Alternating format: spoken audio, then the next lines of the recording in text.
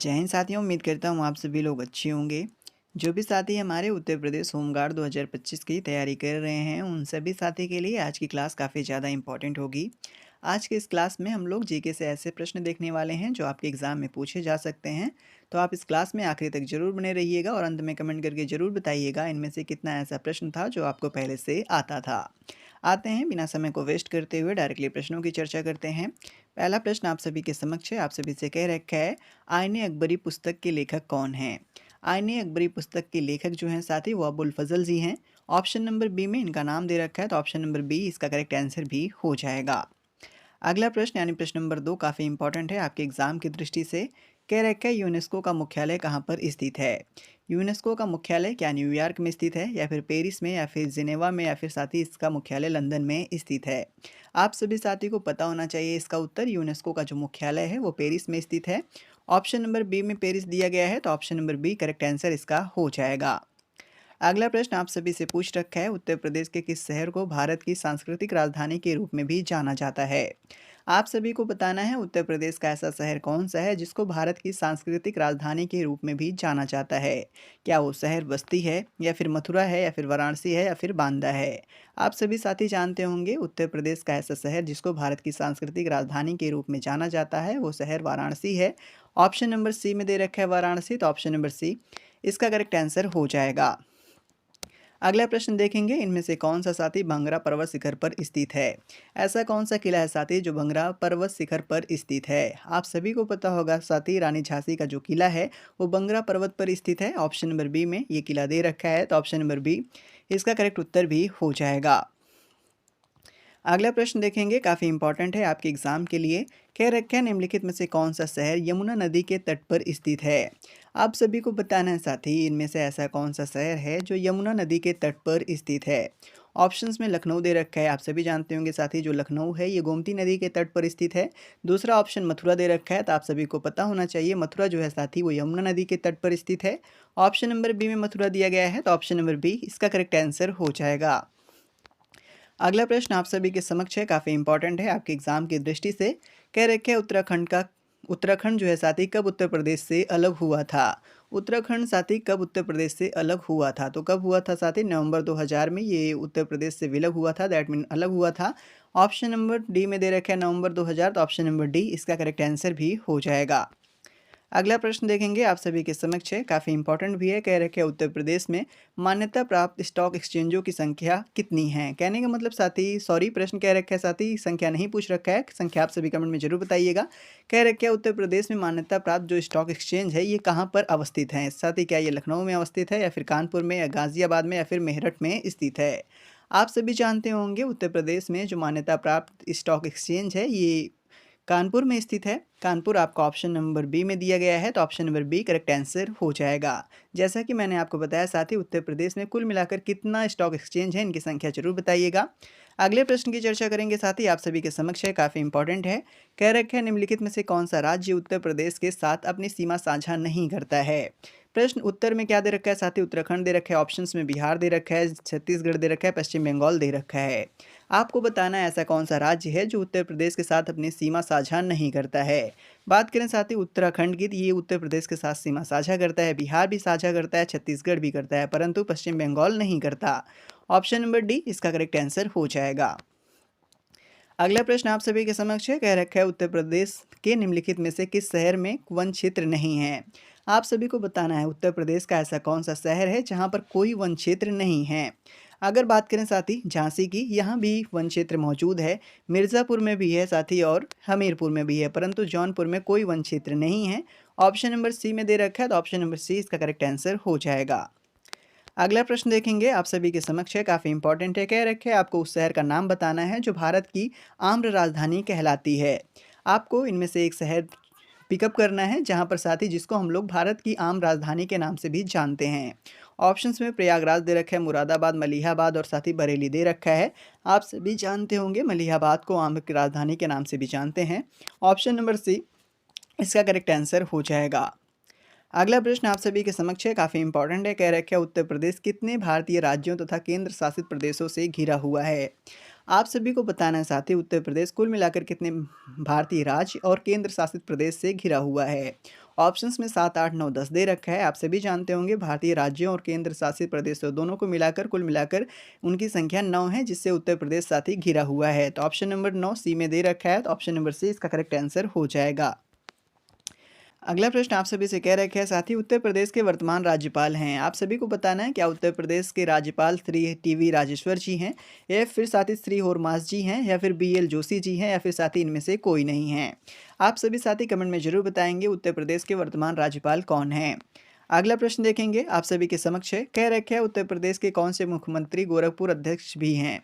आपको बताना है उत्तर प्रदेश के कौन से मुख्यमंत्री साथ ही गोरखपुर अध्यक्ष भी रहे हैं। आप सभी को पता होगा साथ ही योगी आदित्यनाथ जो वर्तमान में उत्तर प्रदेश के मुख्यमंत्री हैं, यही गोरखपुर अध्यक्ष में भी रहे हैं। तो ऑप्शन नंबर डी इसका करेक्ट आंसर हो जाएगा। अगला प्रश्न देखेंगे आप सभी के समक्ष है, काफ़ी इंपॉर्टेंट है। कह रखे हैं उत्तर प्रदेश के वर्तमान मुख्यमंत्री योगी आदित्यनाथ संप्रदाय से संबंधित हैं। अगर बात करेंगे साथ ही हम लोग योगी आदित्यनाथ जी की, क्या ये नागा संप्रदाय से संबंधित हैं, या फिर नाथ, या फिर कालमुख, या फिर साथ ही माधव संप्रदाय से संबंधित हैं। तो आप सभी जानते होंगे योगी आदित्यनाथ जी साथ ही नाथ संप्रदाय से संबंधित हैं। ऑप्शन नंबर बी में दिया गया है, तो ऑप्शन नंबर बी इसका करेक्ट आंसर हो जाएगा। अगला प्रश्न आप सभी के समक्ष है, कह रखा है 31 दिसंबर 2023 तक उत्तर प्रदेश में कुल मिलाकर जिलों की संख्या कितनी थी। अगर बात करें 31 दिसंबर 2023 तक कुल मिलाकर उत्तर प्रदेश में जो उस समय साथी जिले थे उनकी संख्या कितनी थी, 75 थी। ऑप्शन नंबर डी में 75 दिया गया है, तो option number D correct answer हो जाएगा। आप सभी कमेंट में जरूर बताइएगा वर्तमान में कुल मिलाकर उत्तर प्रदेश में कितने जिले हैं। अगला प्रश्न आप सभी से कह रखे हैं, कौन सा राज्य उत्तर प्रदेश के पूर्व में स्थित है। उत्तर प्रदेश के पूर्व में क्या हरियाणा स्थित है, या फिर साथ ही केरल स्थित है, या फिर बिहार स्थित है, या फिर उड़ीसा स्थित है। आप सभी जानते होंगे इनमें से ऐसा राज्य जो उत्तर प्रदेश के पूर्व में स्थित है वो राज्य साथ ही बिहार है। ऑप्शन नंबर सी में दिया गया है, ऑप्शन नंबर सी इसका करेक्ट आंसर भी हो जाएगा। अगला प्रश्न देखेंगे, काफ़ी इंपॉर्टेंट प्रश्न है आपके एग्जाम की दृष्टि से। कह रखा है उत्तर प्रदेश का निम्न में से कौन सा शहर अवधी या फिर मुगल व्यंजनों के लिए प्रसिद्ध है। आप सभी कमेंट में जरूर बताना, साथ ही जितने भी प्रश्न का आंसर आप जानते होंगे। कह रखा है उत्तर प्रदेश का ऐसा शहर बताना है साथ ही आपको जो अवधी या फिर मुगल व्यंजनों के लिए प्रसिद्ध है। ऑप्शंस में देखोगे लखनऊ दे रखा है, औरंगाबाद दे रखा है, ओंगल दे रखा है, इटारसी दे रखा है। आप सभी को पता होना चाहिए अवधी और मुगल व्यंजनों के लिए सबसे ज़्यादा प्रसिद्ध लखनऊ है। ऑप्शन नंबर ए में लखनऊ दिया गया है, तो option number A correct answer हो जाएगा। अगला प्रश्न देखेंगे, काफ़ी इंपॉर्टेंट है आपके एग्जाम की दृष्टि से। कह रखे हैं निम्नलिखित में से कौन सा उत्तर प्रदेश का सीमावर्ती राज्य नहीं है। आप सभी को बताना है दिए गए ऑप्शन में ऐसा कौन सा राज्य है जो उत्तर प्रदेश का सीमावर्ती राज्य नहीं है। ऑप्शंस की बात करें, हरियाणा दे रखा है, तो आप सभी जानते होंगे साथी जो हरियाणा है ये उत्तर प्रदेश का सीमावर्ती राज्य है। उड़ीसा की बात करें तो उड़ीसा साथी उत्तर प्रदेश का सीमावर्ती राज्य नहीं है। ऑप्शन नंबर बी इसका करेक्ट आंसर हो जाएगा। जबकि बिहार और मध्य प्रदेश ये दोनों भी साथी उत्तर प्रदेश के सीमावर्ती राज्य हैं। अगला प्रश्न आप सभी के समक्ष है, कह रखे हैं उत्तर प्रदेश की राज्य सीमा निम्नलिखित में से किस राज्य की सीमा को नहीं छूती है। अगर बात करें उत्तर प्रदेश राज्य की सीमा के साथ ही दिए गए ऑप्शन में कौन से राज्य से इसकी सीमा साझा नहीं करती यानी नहीं छूती है। ऑप्शंस में आपको उत्तराखंड दे रखा है, इससे साथ ही साझा करती है, तो इसका करेक्ट आंसर नहीं हो सकता। हरियाणा से भी साथ ही साझा करती है, बिहार से भी करती है, परंतु तेलंगाना से नहीं करती। तो तेलंगाना आपका ऑप्शन नंबर बी में दिया गया है, तो option number B correct answer हो जाएगा। अगला प्रश्न देखेंगे आप सभी के समक्ष है, काफ़ी इंपॉर्टेंट है। कह रखे हैं निम्नलिखित में से कौन सा उत्तर प्रदेश का राज्य वृक्ष है। दिए गए ऑप्शन में बांस दे रखा है, बरगद दे रखा है, बांस दे रखा है और अशोक दे रखा है। आप सभी को बताना है इनमें से उत्तर प्रदेश का राज्य वृक्ष कौन सा है। तो उत्तर प्रदेश का राज्य वृक्ष आप सभी जानते होंगे अशोक है। ऑप्शन नंबर डी इसका करेक्ट आंसर हो जाएगा। अगला प्रश्न देखेंगे आप सभी के समक्ष है, काफ़ी इंपॉर्टेंट है आपके एग्जाम के लिए।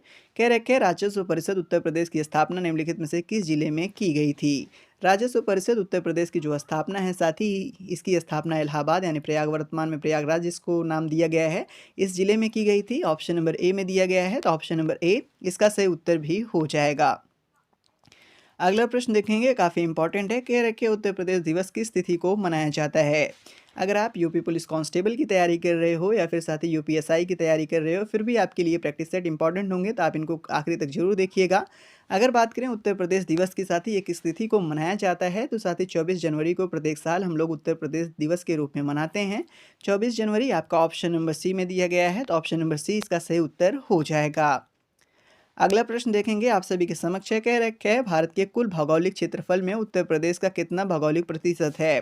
अगर बात करें साथ ही पूरे भारत में कुल मिलाकर उत्तर प्रदेश का भौगोलिक प्रतिशत में कितना योगदान है, क्या 7.33% या फिर 8.99 या फिर 9.02 या फिर 10.04% है। तो आप सभी जानते होंगे साथी भारत के कुल भौगोलिक क्षेत्रफल में उत्तर प्रदेश का योगदान जो है साथी वो 7.33% है। ऑप्शन नंबर ए में दे रखा है 7.33, तो option number A correct answer हो जाएगा। अगला प्रश्न देखेंगे आप सभी के समक्ष है, कह रखे उत्तर प्रदेश सरकार ने किस ऐतिहासिक स्मारक जुड़वा मछली का राज्य चिन्ह अंगीकार किया था। कौन से साथी ऐसा ऐतिहासिक स्मारक है जिससे उत्तर प्रदेश सरकार ने जुड़वा मछली का राज्य चिन्ह जो है वो अंगीकार किया था, मतलब लिया था। ऑप्शंस में बुलंद दरवाज़ा दे रखा है, और रूमी दरवाज़ा दे रखा है, लखी दरवाज़ा दे रखा है, दिल्ली गेट दे रखा है। तो आप सभी जानते होंगे साथी जो जुड़वा मछली का राज्य चिन्ह है वो रूमी दरवाजे से लिया गया था। ऑप्शन नंबर बी इसका सही उत्तर हो जाएगा। अगला प्रश्न देखेंगे, काफ़ी इंपॉर्टेंट है आपके एग्जाम की दृष्टि से। आप सभी से क्या पूछ रखा है, कह रखा है यूपी में होमगार्ड का प्रशिक्षण कहाँ दिया जाता है। अगर बात करें साथ ही उत्तर प्रदेश में होमगार्ड का प्रशिक्षण जो है ये क्या मेरठ में दिया जाता है, या फिर लखनऊ में, या फिर कानपुर में, या फिर साथ ही सभी जिलों के प्रशिक्षण केंद्रों में। तो आप सभी जानते होंगे यूपी की होमगार्ड का जो प्रशिक्षण है वो लगभग हर जिले के प्रशिक्षण केंद्रों में दिया जाता है। ऑप्शन नंबर डी में दे रखा है, तो ऑप्शन नंबर डी इसका करेक्ट आंसर हो जाएगा। अगले प्रश्न की चर्चा करेंगे, काफ़ी अच्छा प्रश्न है। कह रखा है भारत का क्षेत्रफल कुल कितना है। आप सभी को बताना है भारत का कुल क्षेत्रफल कितना है। तो आप सभी साथी जानते होंगे 3.28 मिलियन किलोमीटर स्क्वायर भारत का कुल क्षेत्रफल है। ऑप्शन नंबर बी में दे रखा है, तो ऑप्शन नंबर बी इसका करेक्ट आंसर भी हो जाएगा। अगला प्रश्न आप सभी के समक्ष कह रखा है भारत का सबसे बड़ा राज्य क्षेत्रफल के आधार पर कौन सा है। अगर बात करें भारत का सबसे बड़ा राज्य साथी क्षेत्रफल के आधार पर कौन सा है, तो आप सभी जानते होंगे राजस्थान है। ऑप्शन नंबर सी इसका सही उत्तर हो जाएगा। आप सभी साथी कमेंट में जरूर बताइएगा कि भारत का सबसे बड़ा राज्य जनसंख्या की दृष्टि से कौन सा है। अगला प्रश्न देखेंगे आप सभी के समक्ष है। आप सभी से कह रखा है भारत का सबसे छोटा राज्य क्षेत्रफल के आधार पर है। दिए गए ऑप्शन में क्षेत्रफल के आधार की बात करें तो सबसे छोटा राज्य जो है साथी वो गोवा है। ऑप्शन नंबर ए में गोवा दिया गया है, तो option number A correct answer भी हो जाएगा। अगला प्रश्न आप सभी के समक्ष है, काफ़ी इंपॉर्टेंट है। आप सभी से कह रखा है कर्क रेखा भारत के कितने राज्यों से गुजरती है। अगर बात करें कर्क रेखा भारत के कुल मिलाकर कितने राज्यों से गुजरती है, तो कुल मिलाकर 8 राज्यों से गुजरती है। ऑप्शन नंबर सी में 8 राज्य दिया गया है, तो option number C correct answer हो जाएगा। अगला प्रश्न देखेंगे आप सभी के समक्ष है, काफ़ी इंपॉर्टेंट है। कह रहा है क्या भारत का सबसे बड़ा समुद्री तट किस राज्य में है। भारत का सबसे बड़ा जो समुद्री तट है साथी वो कौन से राज्य में है, तो गुजरात में है, क्योंकि गुजरात का ही तट सबसे साथी लंबाई में सबसे ज़्यादा है। ऑप्शन नंबर ए में गुजरात दिया गया है, तो ऑप्शन नंबर ए इसका करेक्ट आंसर हो जाएगा। अगला प्रश्न देखेंगे आपके एग्जाम के पॉइंट ऑफ व्यू से ये प्रश्न काफ़ी अच्छा है। कह रखे भारत का सबसे ऊंचा पर्वत शिखर भारतीय क्षेत्र में कौन सा है। आप सभी को बताना है भारत का सबसे ऊंचा पर्वत शिखर जो भारतीय क्षेत्र में हो वो कौन सा है। क्या कंचनजंगा है, फिर नंदा देवी, या फिर साथी केटू है, या फिर धौलागिरी है। तो आप सभी जानते होंगे साथी कंचनजंगा है। ऑप्शन नंबर ए में दे रखा है, तो option number A correct answer हो जाएगा। अगला प्रश्न आप सभी के समक्ष है, काफ़ी इंपॉर्टेंट है। कह रहे हैं थार मरुस्थल किस राज्य में फैला है। जो साथी थार मरुस्थल है ये कौन से राज्य में फैला है, तो ये साथी राजस्थान में फैला हुआ मरुस्थल है। ऑप्शन नंबर ए इसका करेक्ट आंसर हो जाएगा। अगला प्रश्न आप सभी के समक्ष है। कह रखे हैं भारत की सबसे लंबी तटरेखा किस केंद्र शासित प्रदेश की है। भारत की सबसे लंबी तटरेखा कौन से साथी केंद्र शासित प्रदेश की है। क्या पुद्दुचेरी की है, या फिर अंडमान निकोबार की, या फिर लक्षद्वीप की, या फिर दमन और द्वीप की। आप सभी साथी जानते होंगे सबसे जो लंबी तटरेखा है वो अंडमान निकोबार केंद्र शासित प्रदेश की है। ऑप्शन नंबर बी में दिया गया है, तो option number B correct answer भी इसका हो जाएगा। अगला प्रश्न देखेंगे, काफ़ी अच्छा है। आप सभी से कह रखा है सुंदरवन किस नदी के डेल्टा में स्थित है। जो साथ ही सुंदरवन डेल्टा है ये कौन से नदी के डेल्टा में यह स्थित है। क्या गंगा ब्रह्मपुत्र के, या फिर कृष्णा के, या फिर गोदावरी, या फिर कावेरी के। आप सभी जानते होंगे सुंदरवन का जो डेल्टा है साथ ही ये गंगा और ब्रह्मपुत्र के नदियों के जो डेल्टा हैं साथ ही उसमें स्थित है। ऑप्शन नंबर ए में दे रखा है गंगा ब्रह्मपुत्र, तो option number A correct answer हो जाएगा। अगला प्रश्न देखेंगे आप सभी से कह रखा है हिमालय का सबसे युवा पर्वत खंड कौन सा है। साथ ही हिमालय का सबसे नवीन या फिर कह सकते हो साथ ही सबसे युवा पर्वत खंड जो है वो कौन सा है, तो वो साथ ही शिवालिक है। ऑप्शन नंबर ए में दे रखा है शिवालिक, तो option number A correct answer हो जाएगा। अगला प्रश्न देखेंगे, कह रखे हैं भारत का सबसे पुराना पर्वत कौन सा है। भारत का सबसे पुराना पर्वत क्या हिमालय है, या फिर विंध्य है, या फिर आरावली है, या फिर साथ ही सुहाद्री है। तो आप सभी जानते होंगे आरावली पर्वत भारत का सबसे पुराना पर्वत है। ऑप्शन नंबर सी इसका करेक्ट आंसर हो जाएगा। अगला प्रश्न देखेंगे आप सभी के समक्ष है, आप सभी से कह रखा है दक्कन पठार को किस नाम से भी जाना जाता है। दक्कन पठार को क्या दक्षिण पठार के नाम से जाना जाता है, या फिर पुराना पठार, या फिर प्रायद्वीपीय पठार, या फिर मध्य पठार के नाम से जाना जाता है। आप सभी जानते होंगे दक्कन पठार को साथ ही प्रायद्वीपीय पठार के नाम से जानते हैं। ऑप्शन नंबर सी इसका सही उत्तर हो जाएगा। अगला प्रश्न देखेंगे, काफ़ी इंपॉर्टेंट है। कह रखे हैं भारत का कुल तटीय क्षेत्रफल लगभग कितना है। आप सभी को बताना है साथी भारत का कुल जो तटीय क्षेत्रफल है वो कुल मिलाकर कितना किलोमीटर है। तो कितना है साथी, 7516 किलोमीटर है। 7516 किलोमीटर आपका ऑप्शन नंबर सी में दिया गया है, तो ऑप्शन नंबर सी इसका करेक्ट आंसर भी हो जाएगा। अगला प्रश्न कह रखे हैं भारत में सबसे अधिक कृषि किस फसल की होती है। आप सभी को बताना है साथी भारत में सबसे अधिक जो फसल है यानी मतलब कृषि है, जो एग्रीकल्चर है, वो कौन से फसल की होती है, सबसे ज़्यादा किस फसल का उत्पादन किया जाता है। तो साथी चावल का किया जाता है। Option number B correct answer हो जाएगा। अगला प्रश्न देखेंगे आप सभी के सामने है। कह रखे हैं भारत का सबसे बड़ा बंदरगाह कौन सा है। अगर बात करें साथी भारत का सबसे बड़ा बंदरगाह कौन सा है, तो मुंबई का है। ऑप्शन नंबर ए इसका सही उत्तर हो जाएगा। अगला प्रश्न देखेंगे आप सभी के सामने है। कह रखे हैं साथी हिमालय की सबसे ऊंची चोटी कौन सी है। हिमालय की सबसे ऊंची चोटी जो है साथी वो एवरेस्ट है। ऑप्शन नंबर ए इसका सही उत्तर हो जाएगा।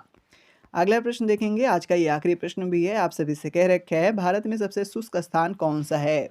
भारत में सबसे शुष्क स्थान क्या जैसलमेर का है, या फिर लेह का है, या फिर साथ ही फालोदी का है, या फिर बाड़मेर का है। आप सभी जानते होंगे भारत के सबसे शुष्क स्थानों में से साथ ही अगर बात करें सबसे पहले नंबर पे कौन आता है, तो जैसलमेर आता है। ऑप्शन नंबर ए में जैसलमेर दिया गया है, तो ऑप्शन नंबर ए इसका करेक्ट आंसर हो जाएगा। आज के लिए इतना ही, मिलते हैं अपने अगली क्लास में, तब तक के लिए धन्यवाद।